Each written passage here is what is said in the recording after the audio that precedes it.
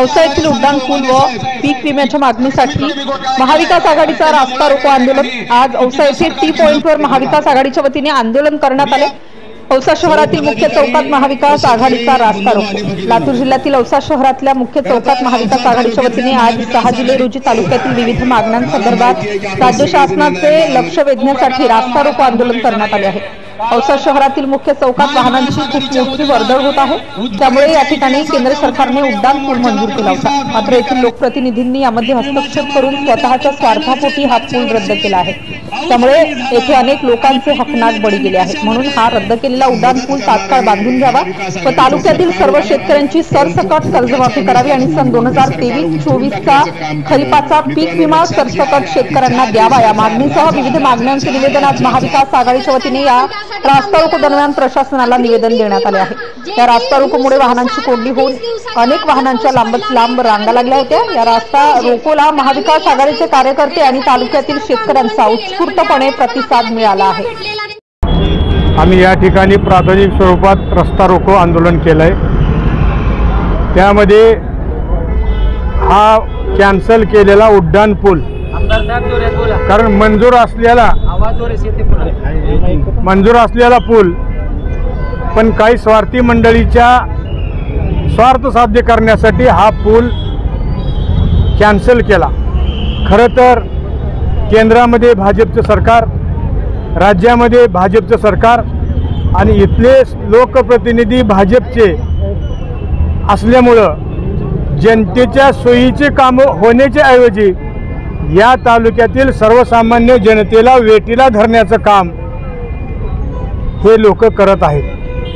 खरं तर नॅशनल अथॉरिटीनं या ठिकाणी उड्डाण पूल मंजूर केला होता, परंतु इथल्या स्थानिक लोकप्रतिनिधींनी ते पत्रसुद्धा व्हायरल झालंय देवेंद्र फडणवीसच्या माध्यमातून दिलेलं, आणि इथला उड्डाण पूल कॅन्सल केला आणि त्याच्यामुळं अनेक लोकांचे जीव हकनाक या ठिकाणी गमवावे लागले। आणि म्हणून पुन्हा आमची मागणी आहे की या ठिकाणचा पूल हा पिलरचा झाला पाहिजे, जेणेकरून या ठिकाणचे व्यापारी वर्गसुद्धा विस्थापित न झाले पाहिजेत, कारण इथला व्यापारी बी जिवंत राहिला पाहिजे आणि दळणवळणाची सोयसुद्धा झाली पाहिजे। ह्या प्रमुख हेतूसाठी आजचा आम्ही रस्ता रोको केलेला आहे।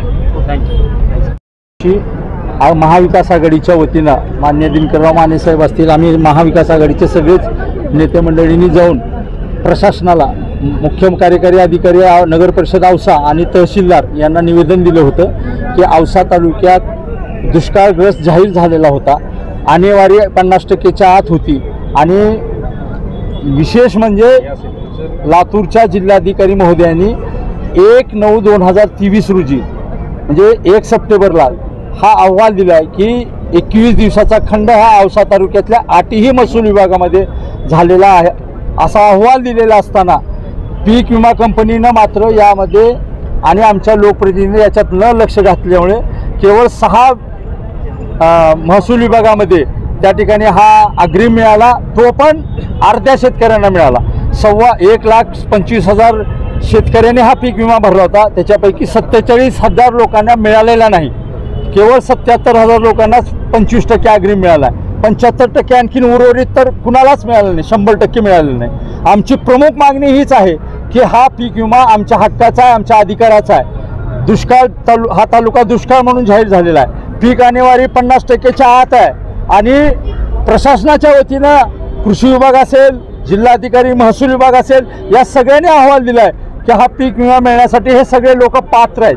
असं असताना आमच्यावरती हा अन्याय होतोय, त्याच्या विरोधामध्ये हा आजचा रस्ता रोको त्या ठिकाणी आयोजित करण्यात आलेला होता महाविकास आघाडीच्या वतीनं। आणि जर अधिवेशन चालू आहे, यावेळी आम्हाला अपेक्षा आहे या अधिवेशनामध्ये ह्या प्रश्नाविषयी चर्चा होईल आणि आमचा हा विषय मार्गी लागेल।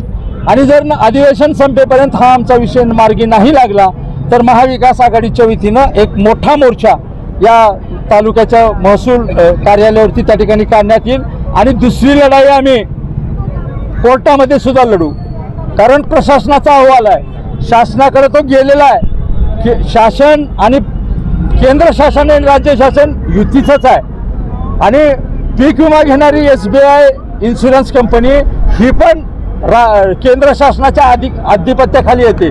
मग पीक विमा द्यायला अडचण काय? आमदार देखील सत्ताधारी पक्षाचे आहेत. असं सगळे एवढे जमेच्या बाजू असताना जर या तालुक्यातल्या लोकांवरती अन्याय होणार असेल तर त्याच्या विरोधात महाविकास आघाडी निश्चितपणाने आवाज उठवेल.